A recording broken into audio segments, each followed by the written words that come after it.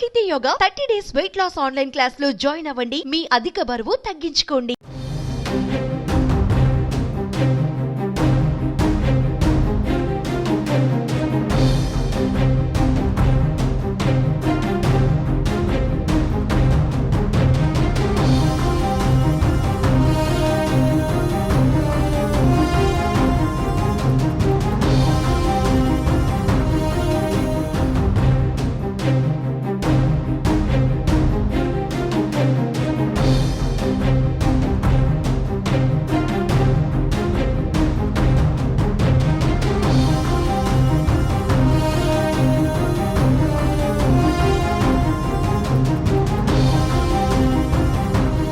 మొన్న మీర్పేట్, నిన్న న్యూ మలక్పేట్ భర్తల దాడిలో భార్యలు హత్యకు గురయ్యారు.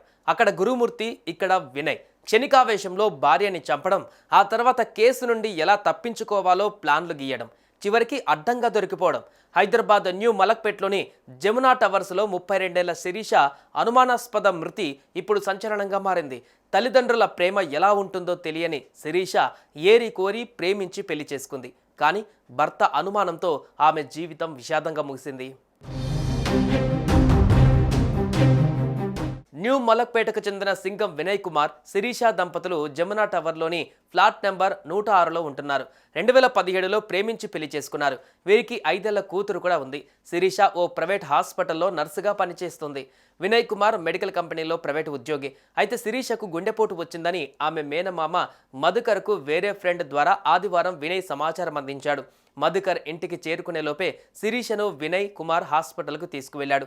అప్పటికే ఆమె చనిపోయిందని డాక్టర్లు చెప్పారు. ఆ వెంటనే శిరీష డెడ్ బాడీతో వినయ్ కుమార్ అంబులెన్స్లో సొంతూరైన నాగర్ కర్నూలు జిల్లా దోమలపెంటకు బయలుదేరాడు.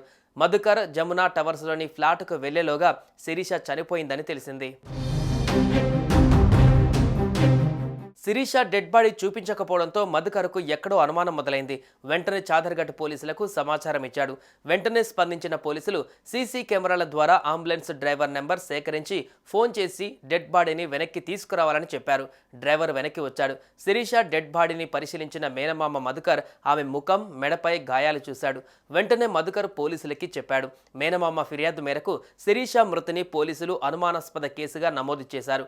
డెడ్ బాడీని పోస్టుమార్టం కోసం ఉస్మానియా హాస్పిటల్కు తరలించారు. శిరీషను వినయ్, అతని కుటుంబ సభ్యులే చంపారని ఆమె మేనమామ మధుకర్ ఆరోపించారు. శిరీషను వినయ్ కుమార్ ఎప్పుడు వేధించేవాడని చెప్పాడు. శిరీష ఎవరితో ఫోన్లో మాట్లాడినా అనుమానించేవాడని అన్నాడు. శిరీష పేరెంట్స్ చిన్నప్పుడే చనిపోయారని, ఓ రిటైర్డ్ ప్రొఫెసర్ ఆమెను దత్తత తీసుకొని చదివించారని చెప్పాడు. ఉస్మానియాలో ఏఎన్ఎం కోర్సు పూర్తి చేసి ప్రైవేట్ హాస్పిటల్లో నర్సుగా పనిచేస్తుందని, అయితే అక్కడ పనిచేసే వినయ్ అక్క సరిత ద్వారా శిరీషకు వినయ్తో పరిచయం ఏర్పడింది. అది కాస్త ప్రేమగా మారిందన్నారు. చివరికి 2017లో పెళ్లయిందన్నారు. కొంతకాలం బాగానే ఉన్నా ఆ తర్వాత అనుమానం పెరగడంతో గొడవలు మొదలయ్యాయి అని చెప్పుకొచ్చారు. చివరికి వారి అనుమానమే నిజమైంది. భర్త వినయ్ చెప్పినట్టు శిరీష గుండెపోటుతో మరణించలేదని, హత్య చేశారని పోస్టుమార్టం రిపోర్టులో తేలింది. ఆమె హత్యకి సంబంధించిన కీలక విషయాలు పోస్టుమార్టం రిపోర్టులో వెల్లడయ్యాయి. శిరీష మృతదేహాన్ని ఉస్మానియా ఆసుపత్రిలో పోస్టుమార్టం నిర్వహించారు. ఈ రిపోర్టులో శిరీషది సహజ మరణం కాదని, హత్య చేసినట్టుగా తేలింది. దిండుతో ఊపిరాడకుండా చేసి హత్య చేశాడని తేలింది. భర్త వినయ్ హత్య చేసి హార్ట్అటాక్ అని క్రియేట్ చేశాడని డాక్టర్లు చెప్పారు. వినయ్ కుమార్తో పాటు అతని అక్కని కూడా అదుపులోకి తీసుకొని విచారిస్తున్నారు పోలీసులు.